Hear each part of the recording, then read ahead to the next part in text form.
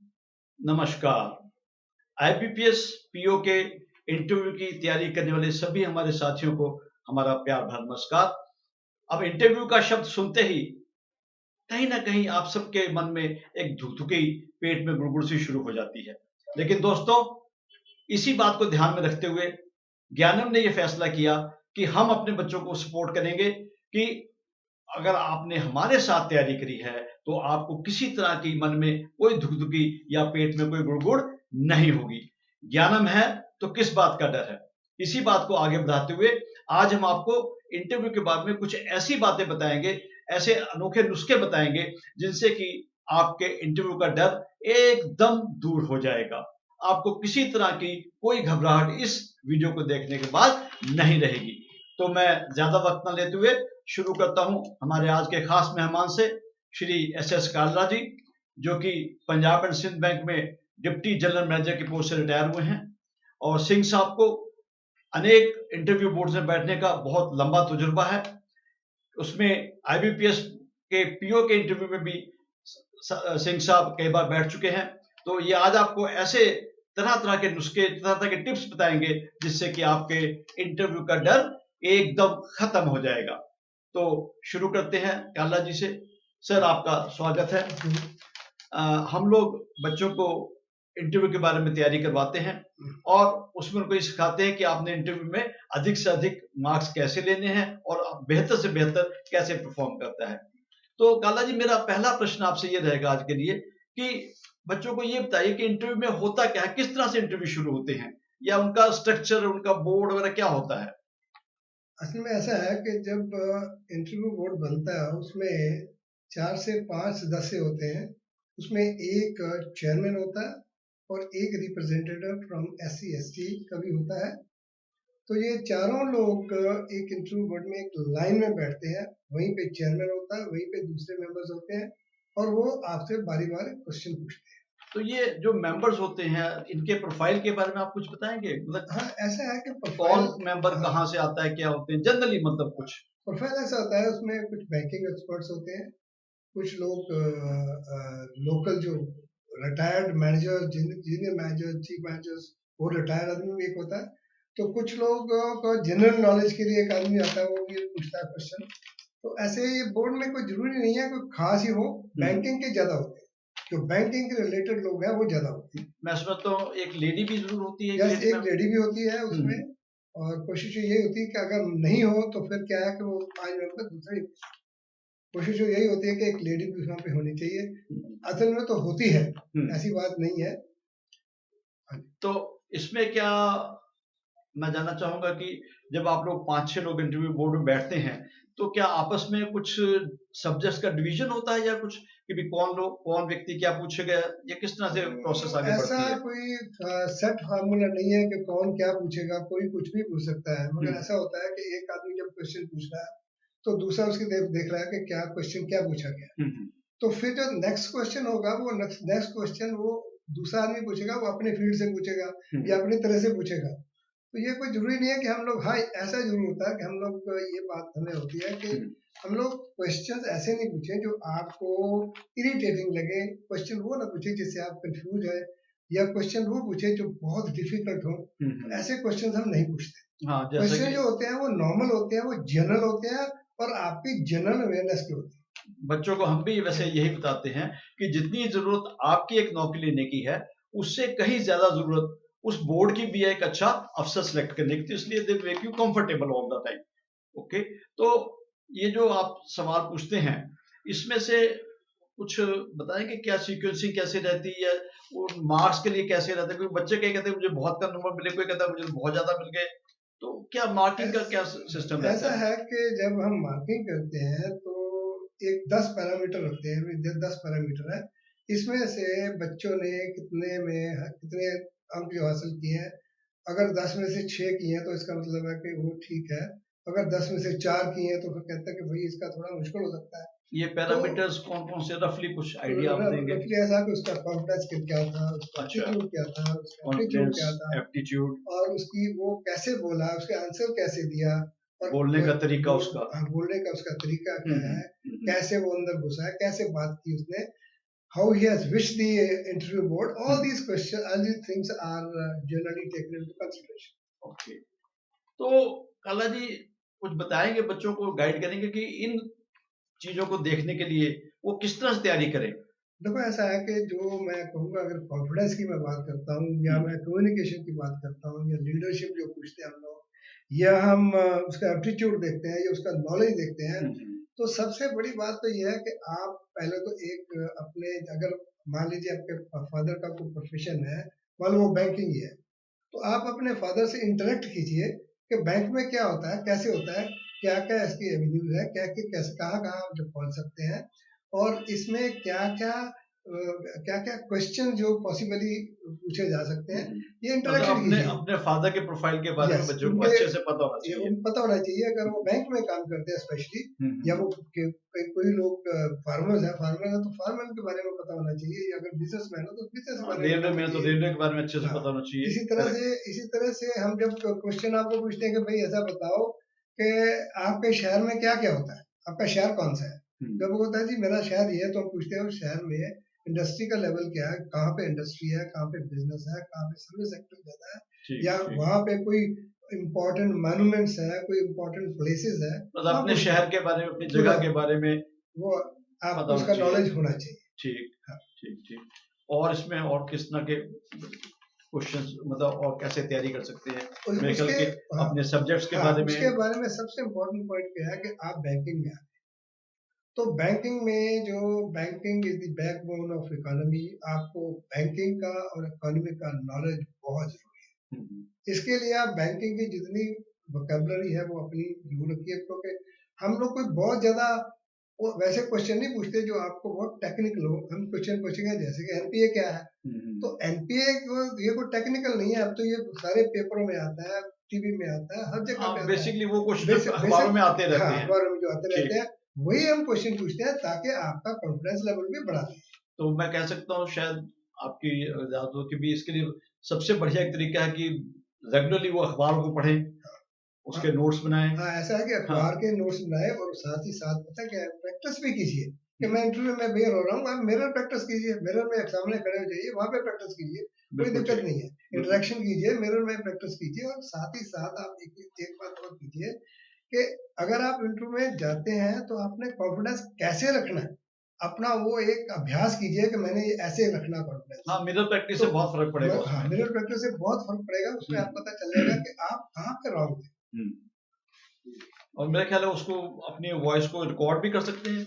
हाँ, अपनी वॉइस को रिकॉर्ड भी कर सकते हैं और उसको सुन भी सकते हैं कि आपकी वॉइस क्वालिटी क्या है, बिकॉज ये भी एक बहुत बड़ा पैरामीटर है कि आप जब आंसर कर रहे हैं तो आप कैसे आंसर कर रहे हैं, क्या आप ऊंचा बोल रहे हैं, आप तेज बोल रहे हैं, आप बिल्कुल धीमे बोल रहे हैं, आपकी आवाज बिल्कुल सबको सुनाई देनी चाहिए, और बहुत धीरे से बोलिए, इतना भी ऊंचा नहीं होना चाहिए, इतना भी धीरे नहीं होना चाहिए कि किसी को सुने नहीं, इट शुड बी ऑप्टिमम।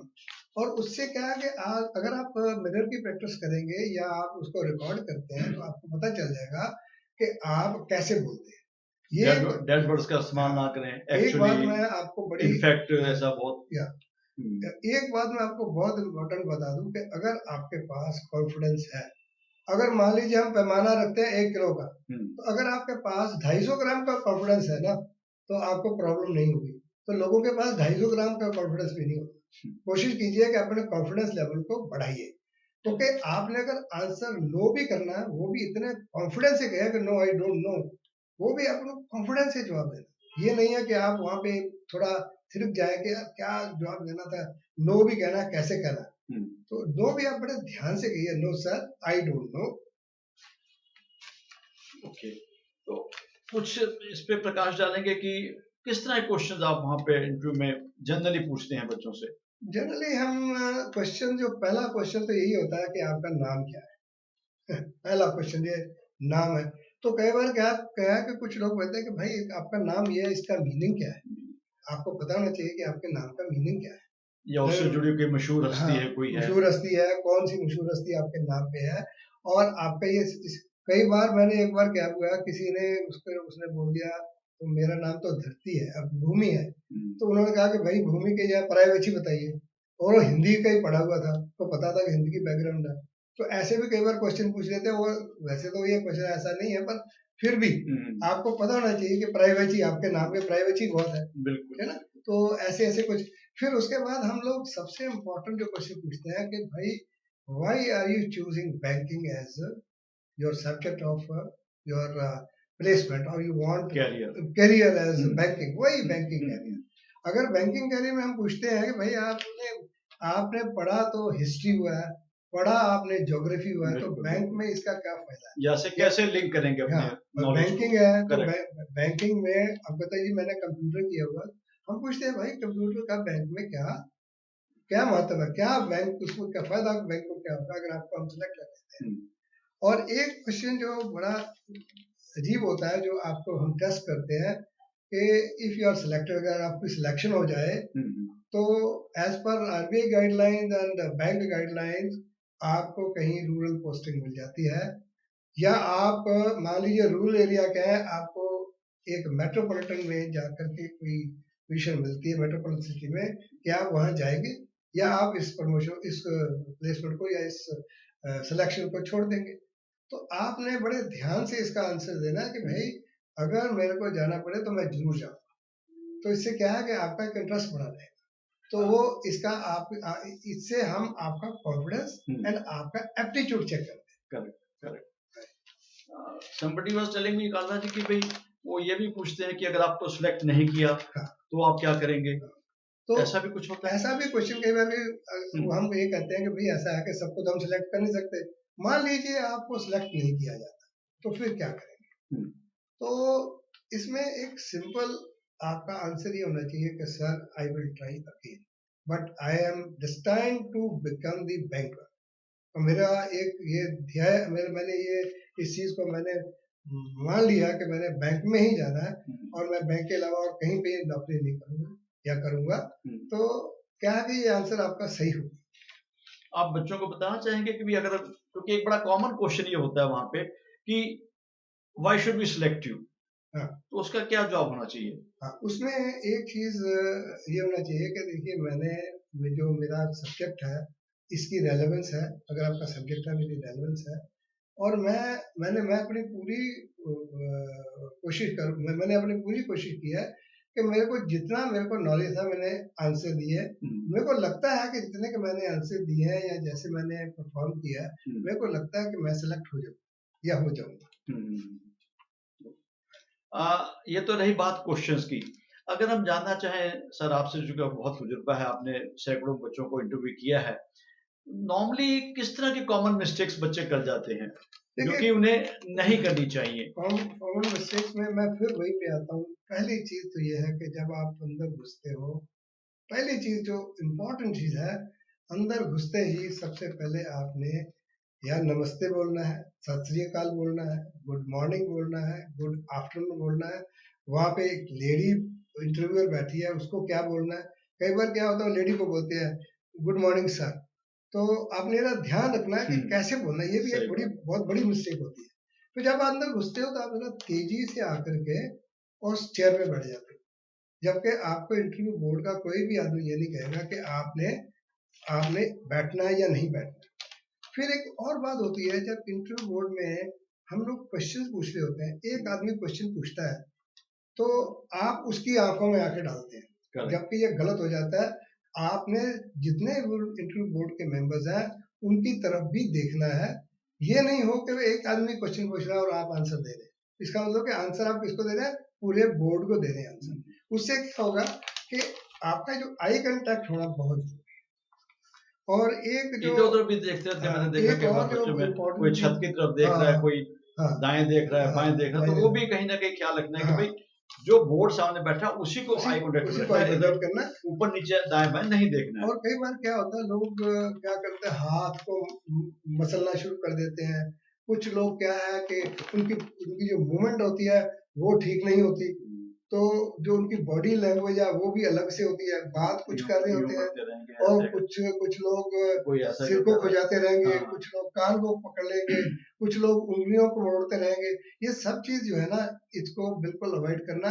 आपने कोशिश करना है, कोशिश कीजिए कि you are sitting upright wherever it is required. आप अपने हाथ का इस्तेमाल कर सकते हैं, but not with a very big hand like this. It should not be. It should be, I mean, very normal as you are talking, to your friends, right?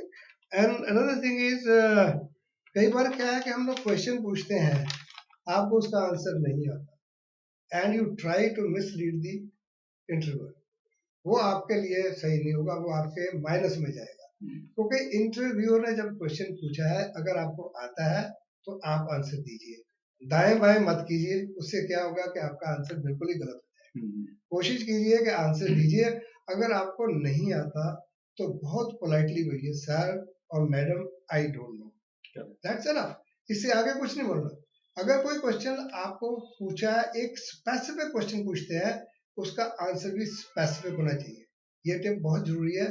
तो अगर बात कई बार क्या होता है कि हम लोग आंसर को थोड़ा बढ़ा देते हैं, उसको एक्सप्लेन कर देते हैं. जब हम एक्सप्लेन करते हैं तो फिर जो इंटरव्यू बोर्ड है उसमें से कोई और क्वेश्चन आपके लिए आ जाएगा. टू द पॉइंट जवाब. To the point. एक और जो हमने देखा है, जो जल्दी मिस्टेक क्या होती है कि आप लोग नॉलेज अपने सब्जेक्ट का नहीं होता. अगर मान लीजिए आपने कंप्यूटर किया तो कंप्यूटर का बेसिक नॉलेज आपको चाहिए. और इकोनॉमिक्स किया तो इकोनॉमिक्स के बारे में पता, इकोनॉमिक्स है तो इकोनॉमिक्स के बारे में पता होना चाहिए. अगर आपने कॉमर्स में किया है तो कॉमर्स का होना चाहिए. अगर आपने इंजीनियरिंग की हुई है तो इंजीनियरिंग का बैंक के साथ क्या रिलेशन है. इंजीनियरिंग का डायरेक्ट रिलेशन है, बिकॉज हमें इंजीनियर भी चाहिए होते हैं बैंक में. बिकॉज अब अगर मान लीजिए आपने आर्किटेक्ट किया है तो आर्किटेक्ट भी चाहिए बैंक में. तो आर्किटेक्ट का नॉलेज है तो आर्किटेक्ट के बारे में आपको पता होना चाहिए.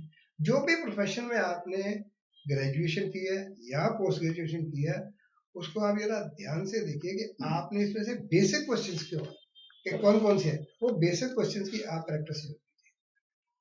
फॉर एग्जांपल, अगर किसी ने पूछ लिया कि भाई ये कंप्यूटर है तो कंप्यूटर में GI GO क्या होता है, तो this is a very basic question. Garbage in garbage out, and you are thinking and you are telling something different. ये आपके अगेंस्ट आएगा. और एक चीज और मैं आपको बताना चाहता हूँ कि जब आप जो गलती करते हैं, जब आपको क्वेश्चन पूछा जाता है, you try to answer immediately. ये थोड़ा ध्यान रखिए कि एकदम आंसर नहीं देना. आपने थोड़ा सा सोचना है. Say about 20 second, not 20 minutes, 20 seconds only.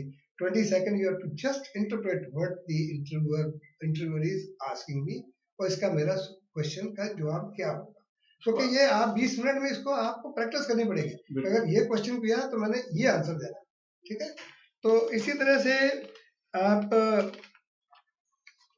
सबसे बड़ी इंपॉर्टेंट पॉइंट ये है कि आप जब भी कोई आंसर देंगे, उस आंसर के लिए आपको पूरा कॉन्फिडेंस होना चाहिए. मैं फिर दोबारा बोलता हूँ, अगर कॉन्फिडेंस है तो कई बार क्या होता है कि आपने 4 सवाल भी गलत किए, मान लीजिए 4 सवाल गलत हो गए, एक बिल्कुल ठीक किया, but what ever you have told that was in with confidence, तो आप आगे पहुंच जाएंगे. बिल्कुल ठीक. बहुत सही कहा जी. काला जी, आपका चूंकि इतना लंबा तजुर्बा है कैंडिडेट्स को इंटरव्यू करने का, हम आपसे चाहेंगे कि आप बच्चों को कुछ टिप्स दें ताकि उनको परफॉर्मेंस वहां पे बेटर और इम्प्रूव हो सके. सबसे जनरल टिप्स कुछ भी जो आप ठीक समझें. सबसे बड़ी बात तो ये है कि मैं फिर दोबारा, क्योंकि मैंने 3 बार बोल दिया, आपकी तैयारी होनी. तैयारी बहुत. अगर आपने तैयारी नहीं की हुई तो फिर थोड़ा मुश्किल हो जाएगा. क्योंकि देखिए कई बार क्या है कि पेपर आपने पढ़ा नहीं होता, वो सीधे ही जाके पूछते हैं कि भाई आज की न्यूज बताइए क्या है. आपको पता ही नहीं होता कि न्यूज क्या है. तो इसलिए जो भी पेपर आप पढ़ते हैं, पहले तो वो पूछेंगे भाई आप कौन सा पेपर पढ़ते हो, तो उसके बारे में पूरा पता होना चाहिए. उसके बारे में पूरा पता होना चाहिए, उसका एडिटर कौन है, और वो आप मान लीजिए वो पूछते हैं कंपनी कौन सी है. हाँ, एक वो पूछते हैं कि यार देखिए बिजनेस न्यूज आती है सारे पेपर में, ट्रिब्यून में कौन से पेज में आती है, थोड़ा आइडिया होना चाहिए इस पेज पे आती है.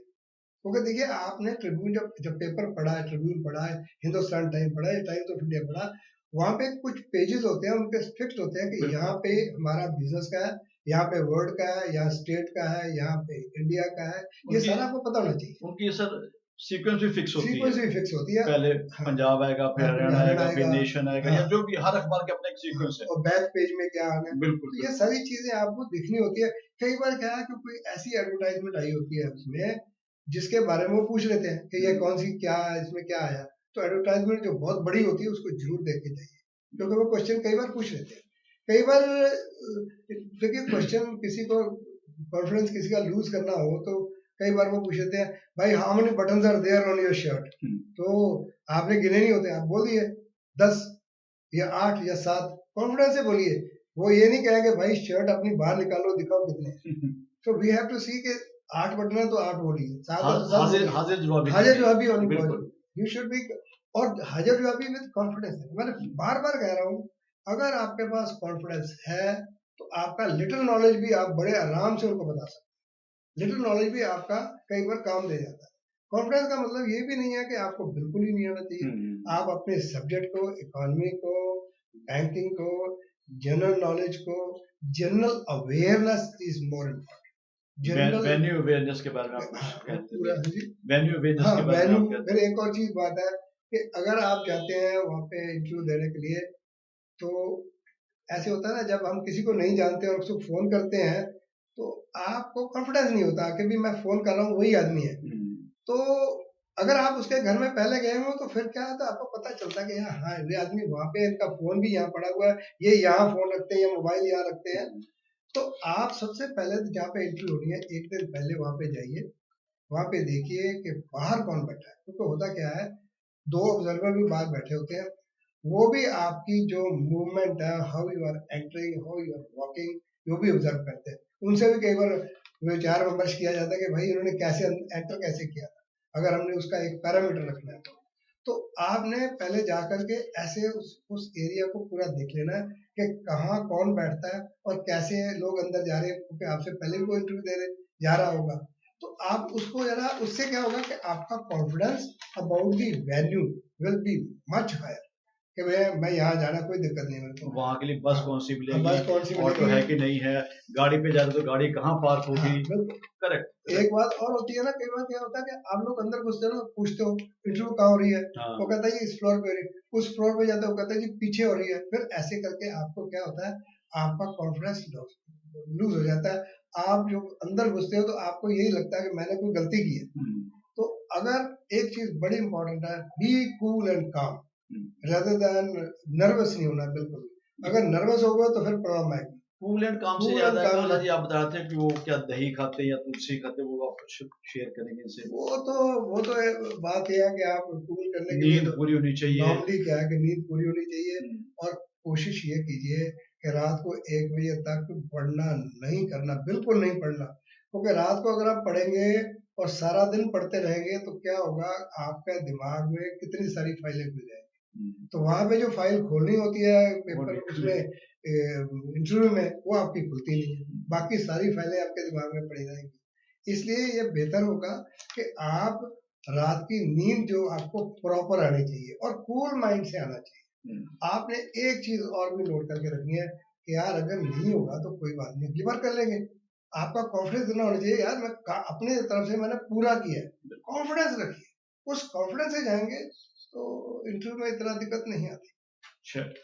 थैंक यू सो मच साथियों, मुझे पूरी उम्मीद है बल्कि विश्वास है कि आज की इस वीडियो देखने के बाद आपके आत्मबल में, आपके कॉन्फिडेंस में और आपकी नॉलेज में अच्छी खासी बढ़ोतरी हुई होगी। और हम ईश्वर से प्रार्थना करते हैं कि वो आपको अपना इंटरव्यू भली भांति अच्छी तरह गोल्डन कलर में करने के लिए प्रेरणा करे, और हम सब कामना करते हैं कि आप अपने आने वाले इंटरव्यू में सफल हुए।